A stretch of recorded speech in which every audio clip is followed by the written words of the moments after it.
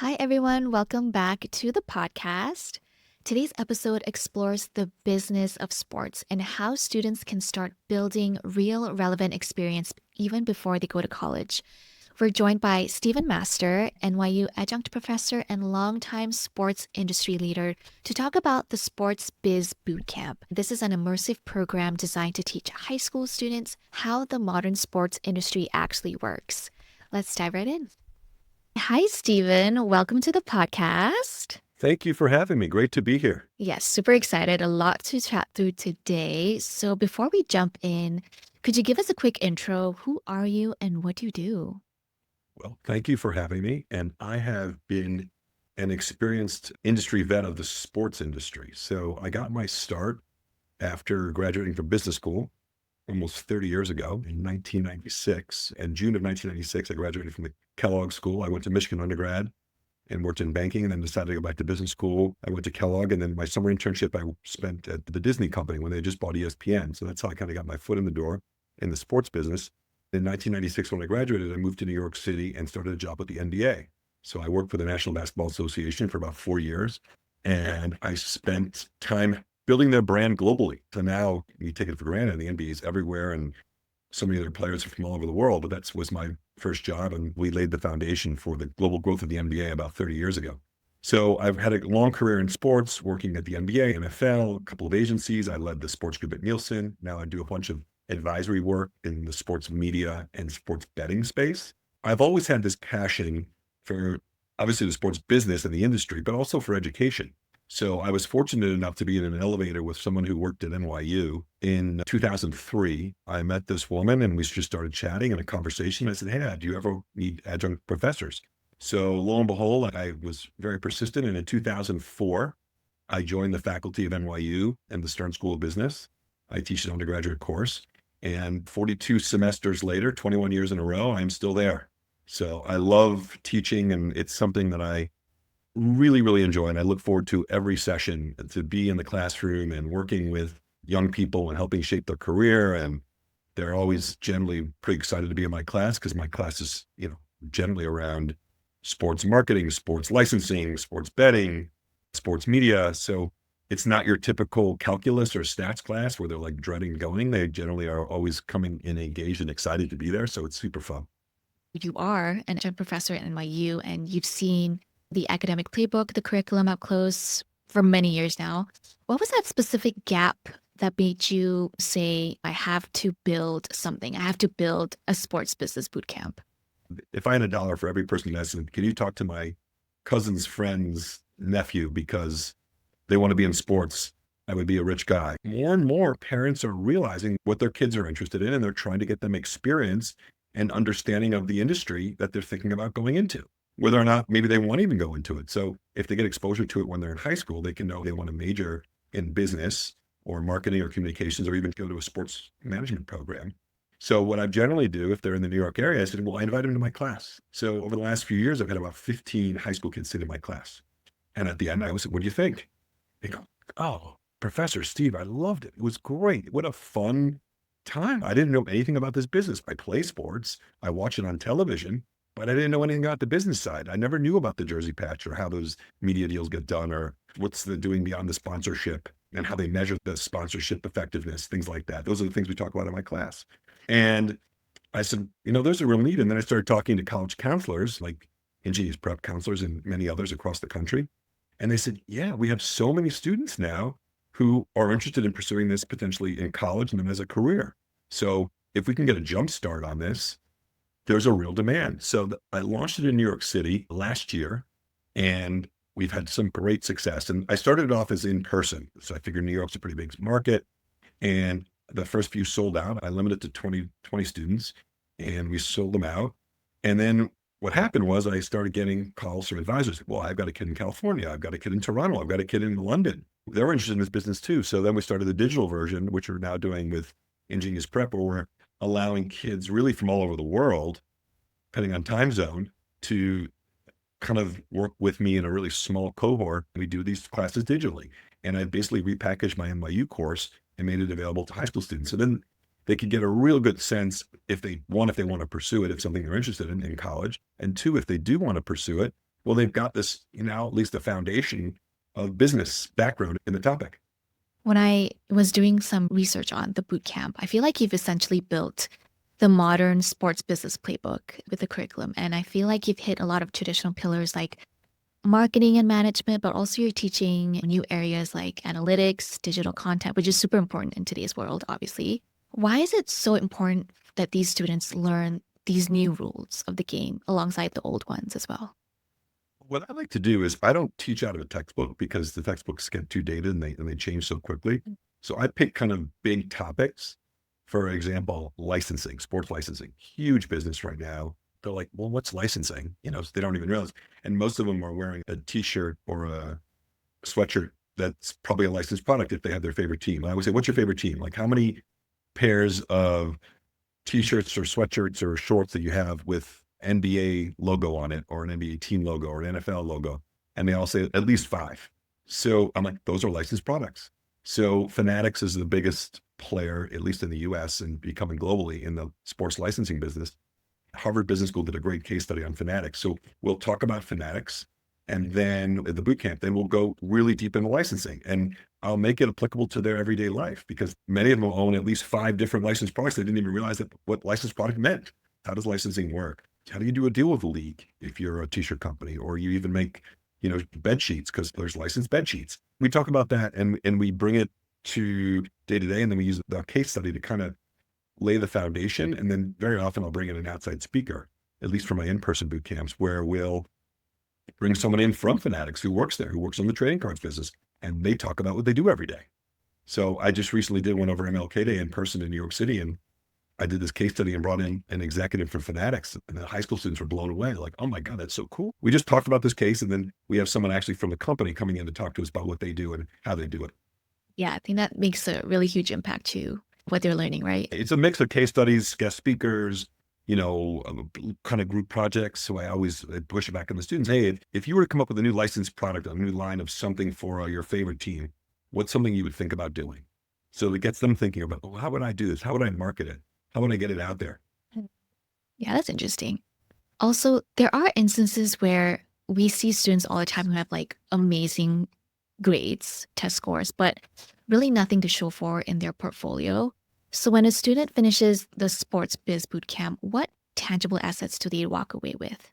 So I pretty much model it after my NYU course. There it's called the final, right? Final project, where we take all the learnings. I'll have 50 plus students in each class. I divide them up into teams and I assign them a sports property and they work with a brand and they come up with a 15-page, let's say, PowerPoint presentation, which is their final project. In high school, the boot camp, we call it a capstone project, right? So it's a capstone and they're done on an individual basis. So the way I work with the boot camps is I meet one-on-one with each student. We talk about, hey, what's a team or what's a sport you're interested in? Well, recently, an ingenious prep client, they love golf. They played on the golf team for their high school. So he was very passionate about golf. So I said, well, why don't we come up with a project to run golf then? I go, what's your favorite golf tournament? He said, the Masters. Well, it's the most prestigious golf tournament there is. That's great. So let's come up with some brands. What are some brands? Golf's always trying to skew to a younger audience. They're trying to get more women. They're trying to get younger. What are some ideas? So we iterated on this a little bit. We spent an hour together on the phone and we came up with Lululemon. So we did this really cool project with around Lululemon becoming the master sponsor and coming up with all kinds of different ways that Lululemon and the masters would partner and collaborate and come up with all these great activation points. And he did a phenomenal job, just as good as any of my NYU students. He put together a really comprehensive 15-page PowerPoint presentation on it. And again, that's a tangible asset. He did this really cool capstone project. The masters, if they looked at it, they would, wow, they would be blown away by what this high school student put together because it was really, really well thought out. And obviously gave him some guidance and a framework to work within, but they had this really cool thing that they could talk about on applications. And obviously, they're not going to send a 15-page PowerPoint in for their college application, but certainly something they can talk to, something they worked on. I want to go deeper into that because you've obviously had several cohorts go through the program now. Let's brag about your students for a second. Give us some specific examples of an alumni success story. Yeah. Well, the coolest thing is one, they all really enjoyed it. The feedback was amazing. They just said, hey, professor, I didn't know anything about the business side, the kind of the business off the field, the biz behind the game, if you will. And so just getting all of that was super cool for them. that's through the kind of the 6 weeks, and then getting to meet with me one-on-one and developing their final project. I said, well, did you have fun? Most importantly, they said, I had a blast. So they all had fun putting together final projects because I made it something that they liked. So one student was a really big fan of golf. Like I said, the other one was a big basketball fan, and he happened to be from Toronto. He did a project around the Toronto Raptors, and he did a great job with his project. And he was really thoughtful in the way he built it. And one of the takeaways that I've had is I think not only did they do a great job in this kind of like project, they could have real life internships. And I have some incredible network in sports. So the next step is identifying opportunities for these students to do real life internships, kind of leveraging what they learned in the class and their work they did in their final project when they've got real business challenges. So an example is Banana Boat Suntan Lotion, as an example. They just did this partnership with Major League Baseball. I happen to know the brand manager at Major League Baseball and Banana Boat who put the deal together. And I said, can you use an intern to help with this project and think about how they reach, particularly the teens and high school students? No one can do that better than a high school student. They'll come up with some social strategies and all these different activations. So it's a really cool real life example where they'll get to talk to the brand manager and someone who is thinking about how they're going to reach this target audience. And then the student will put together a whole presentation and then go back to the client themselves and say, hey, this is how you reach high school students. So that's a really unique opportunity that we're providing through the Sports Biz Bootcamps. Not only do they get to come to the classroom and the Capstone project, but the opportunity to do kind of real internships. I'm trying to imagine a student at a kitchen table trying to convince their parents to let them sign up for this boot camp. Some parents might say, is this actually going to lead to a real job? Can you give them a script? What is that one statistic or one reality that proves that this is a serious career path for the next generation? What's interesting is sports, I would say, was a mom and pop business to some degree a generation ago, like 30 years ago. But when you look at the valuations of the teams, the Lakers just sold a portion of the team for a $10 billion valuation. These teams traded for 50 million. So they've gone from 50 billion to 10 billion over the last generation. So it's really the growth. Goldman Sachs and JP Morgan and McKinsey, they all have sports groups. Sports is really now an asset class. It's the most important and valuable content in the media landscape. What are the few biggest companies in the world? Google, YouTube, they have a huge deal with the NFL, and now they own Sunday Ticket. Amazon Prime has the Thursday night NFL game. They have an NBA package. And Netflix just got into the sports business, and they're showing NFL games on Christmas Day and some NASCAR races and soccer games. And the reason is because it's watched live. So there's no more valuable content in the world, whereas everything else is, is kind of catalog. You can watch it anytime on demand. Sports needs to be watched live. If you didn't watch the Super Bowl on Sunday, you're probably not going to watch it on Monday. So it's created really the entire ecosystem. So now it's over a $2 trillion business. This is a real business that needs real talent and the next generation of really, I'd say young professionals who really are smart, analytical, strategic, driven. This isn't just kind of, passing out programs at a baseball game now.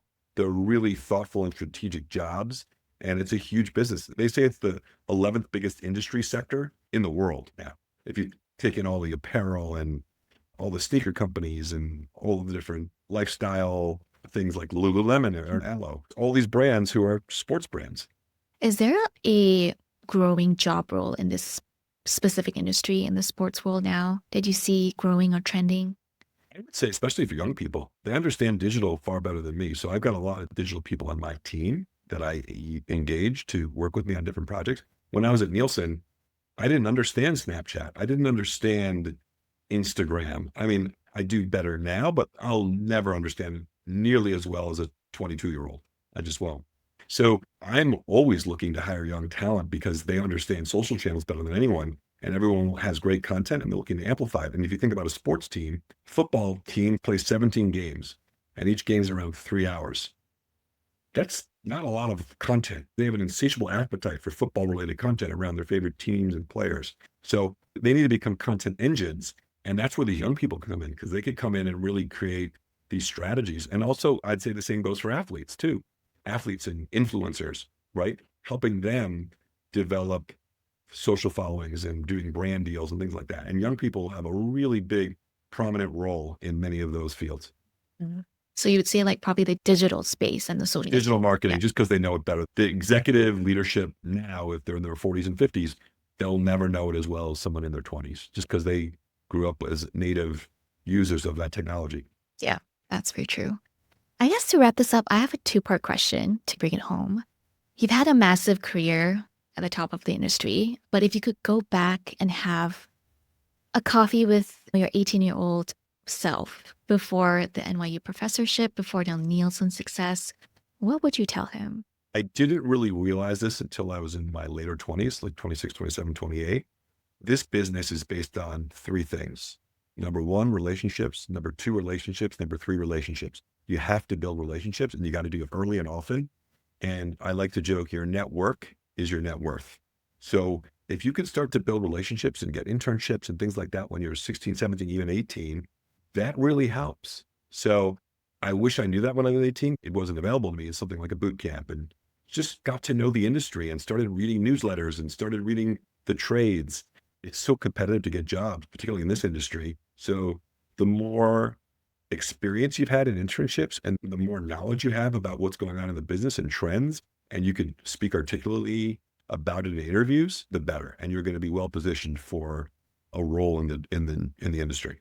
So, Stephen, this has been an awesome conversation. For anyone listening who wants to learn more about the bootcamp, tell us when the next bootcamp is happening. And if our listeners would like to get in touch with you directly, where's the best place to find you?